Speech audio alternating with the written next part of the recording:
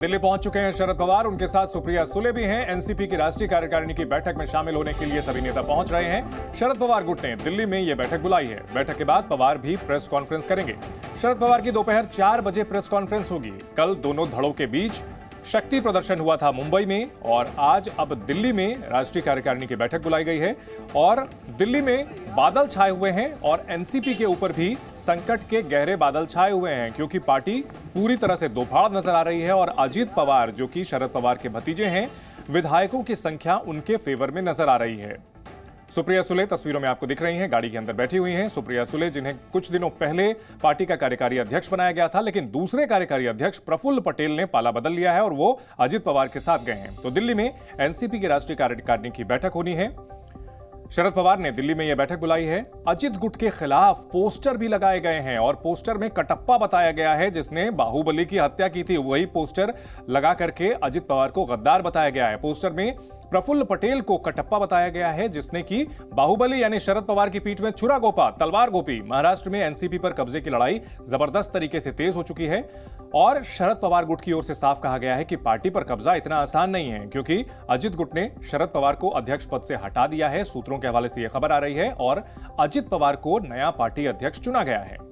अजित गुट की एंट्री से शिंदे गुट में असंतोष की बात सामने आ रही है। वहीं मुख्यमंत्री एकनाथ शिंदे के गुट की ओर से कहा गया है कि विधायकों में कोई असंतोष नहीं है। इस बीच एक और बड़ी खबर, अजित पवार गुट के नेता छगन भुजबल ने प्रेस कॉन्फ्रेंस कर कई बड़े दावे किए। उन्होंने कहा कि हम अजित पवार के नेतृत्व में सरकार में शामिल हुए हैं। सरकार में शामिल होने से पहले कानूनी राय ली गई थी, वहीं सरकार में शामिल होने से पहले साइन किए गए थे। भुजबल ने बताया कि नियमों पर चर्चा के बाद ही फैसला लिया गया और इसके लिए शरद पवार और सुप्रिया सुले से भी चर्चा हुई थी। ये बहुत जबरदस्त खुलासा है। छगन भुजबल का यह दावा है कि शरद पवार और सुप्रिया सुले से भी सरकार में शामिल होने को लेकर चर्चा की गई थी। तो दावा यह किया जा रहा है कि शरद पवार पूरी गतिविधि से अनजान नहीं थे, बल्कि उन्हें बाखबर किया गया था, बेखबर नहीं थे वे।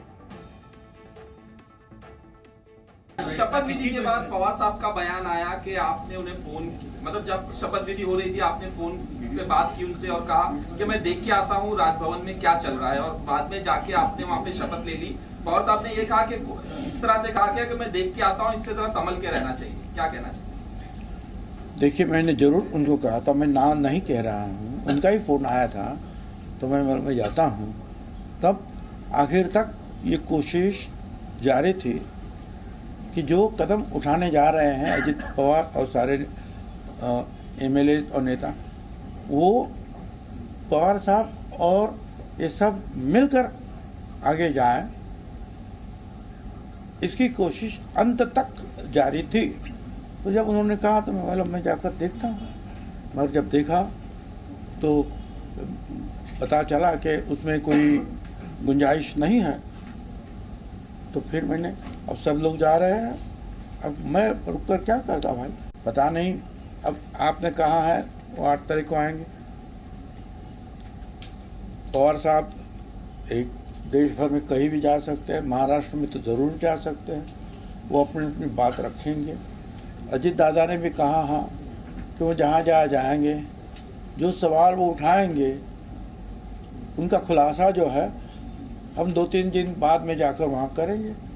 तो अपनी बात वो रख रहे हैं, हम भी रखेंगे। जी मीडिया संवाददाता रवि त्रिपाठी इस बड़ी खबर पर हमारे साथ जुड़ चुके हैं। रवि, महाराष्ट्र में जो है शक्ति प्रदर्शन कल हुआ, जिसमें अजित पवार भारी पड़े। अब आज राष्ट्रीय कार्यकारिणी की बैठक है, यहां पर क्या कुछ गतिविधियां चल रही हैं और कौन कौन से नेता इसमें शामिल होने के लिए पहुंच रहे हैं? नहीं, देखिए, लड़ाई खुलकर सामने है और इस लड़ाई में अब अपने आप को साबित करना है। ये बताना है कि किसके साथ कितने लोग हैं, ये जानकारी देने की का मामला। और कल जिस तरह से आप देखिए कि अजित पवार ने मीटिंग की और दावा किया, और दावा के साथ साथ चुनाव आयोग के पास उन्होंने अपना दावा भी ठोक दिया कि पार्टी भी उनके पास रहनी चाहिए, सिंबल भी उनके पास रहना चाहिए। अगर शरद पवार के घर की बात करें तो शरद पवार के घर पर अब धीरे धीरे नेताओं के पहुँचने का सिलसिला शुरू हुआ है। पीसी चाको, जो केरला प्रदेश कांग्रेस के अध्यक्ष हैं, वो भी पहुँचे हैं, उनकी बेटी उनके साथ मौजूद हैं और एक आध नेता अभी आए हैं और तमाम लोग जो वर्किंग कमेटी की बैठक है, देखिए जो आजकल जब पार्टियां टूट रही हैं तो दो तरह के मामले आते हैं। एक कि इलेक्टेड रिप्रेजेंटेटिव किसके साथ जाता है, दूसरा कि पार्टी के नेता किसके साथ है। ये 2-3 केसेज में देखने को मिला। पासवान की जब पार्टी टूटी तो चिराग पासवान ने पार्टी पर दावा ठोका, उनके चाचा सब चीज लेके चले गए थे। उसके बाद आपने देखा कि उद्धव ठाकरे के गुट वाले मामले में जब उनकी पार्टी टूटी तब भी ऐसा ही मामला हुआ कि पार्टी पर दावा कौन ठोके। उद्धव ठाकरे कहते हैं पार्टी के ज्यादातर उनके साथ है। यहाँ शरद पवार भी यही बताना चाहते हैं आज वर्किंग कमेटी की बैठक के साथ कि पार्टी के ज्यादातर लोग उनके साथ खड़े और इलेक्टेड रिप्रेजेंटेटिव भी उनके साथ है। इस आधार पर कम से कम पार्टी जो है, पार्टी और पार्टी का सिंबल उनके पास रहने का ये दावा ठोकेंगे शरद पवार शायद इस बैठक के बाद 4 बजे जब प्रेस कॉन्फ्रेंस करेंगे, 4-4:30 बजे, तो प्रेस कॉन्फ्रेंस करके वो दावा ठोकेंगे। जी रवि, कुछ दिनों पहले कार्यकारी अध्यक्ष के तौर पर 2 नेताओं को नियुक्त किया गया, सुप्रिया सुले को और प्रफुल्ल पटेल को, लेकिन प्रफुल्ल पटेल जो है वो जा चुके हैं अजित पवार के साथ। तो प्रफुल्ल पटेल का उधर जाना कितना मायने रखता है? नहीं, बिल्कुल सिर्फ प्रफुल्ल पटेल नहीं है। प्रफुल्ल पटेल के साथ जो जनरल सेक्रेटरी उन्होंने शरद पवार ने बनाया था वो भी अजित पवार के खेमे में है और उसके अलावा पार्टी के तमाम और नेता भी उनके साथ हैं।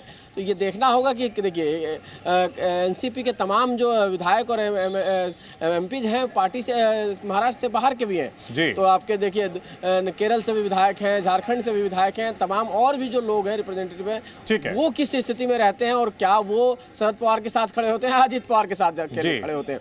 अब ये लड़ाई लंबी चलने वाली है। जब मामला जब चला जाएगा चुनाव आयोग के पास तो आप जानते हैं चुनाव आयोग में आपको अपनी बात रखनी पड़ेगी और कागज के सबूत के साथ रखनी निश्चित तौर पर। और ये जो दावा किया गया है रवि की, छगन भुजबल ने दावा किया कि सरकार में शामिल होने से पहले तमाम तकनीकी पक्षों का ख्याल रखा गया है, यानी शिंदे गुट की बगावत से इतर एनसीपी गुट ने जब बगावत की है तो तमाम कागज पत्तर जो है तैयार रखे हुए और कागज दिखाएंगे चुनाव आयोग को, ये तैयारी कर रखी है। तो देखना है कि आगे ये लड़ाई किधर जाती है। बहुत शुक्रिया पूरी जानकारी के लिए। Zee News.